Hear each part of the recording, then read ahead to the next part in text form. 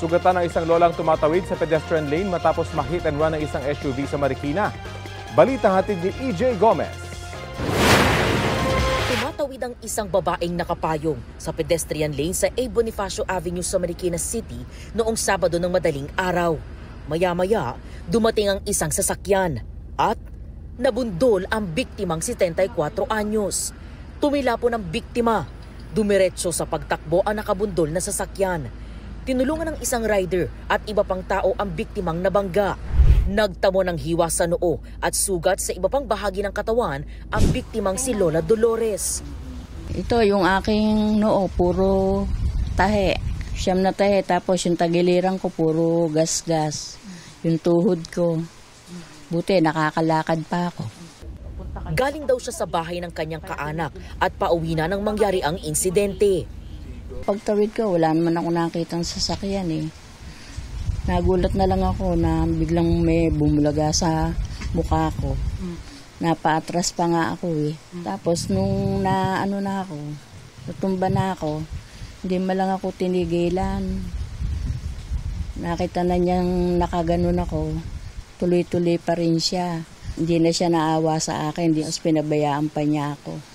Nakatawag pa raw siya sa kanyang kapatid para humingi ng saklolo. Rumisponde rin ang rescuers ng Barangay Tanyong. Dinat na namin, nakahiga na siya at dumudugo yung kanyang noo. Inalalay namin siya. Then maya-maya lumapit yung isang humabol na rider. Ibinigay sa amin yung plate number at saka yung ebidensya ng sasakyan na mayroong nabakbak doon sa sasakyan niya. Base sa investigasyon, napag-alaman na ang sasakyang nakabangga ibinebenta online. Nakapost daw ito bago pa maganap ang insidente ayon sa kaanak ng biktima.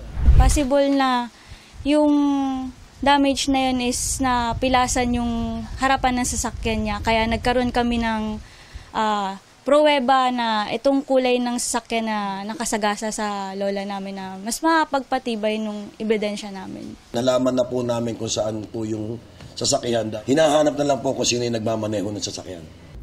Hiling ng biktima at ng kanyang pamilya, sumuko na ang driver. Sa nakabangga sa lola ko, sumuko na siya.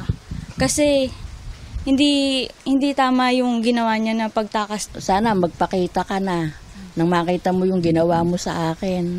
Akala ko pag tumawid ka sa tawiran, safe ka. Ang pala hindi. Patuloy ang investigasyon at pagtugis ng Marikina Police sa salarin. EJ Gomez, nagbabalita para sa GMA Integrated News.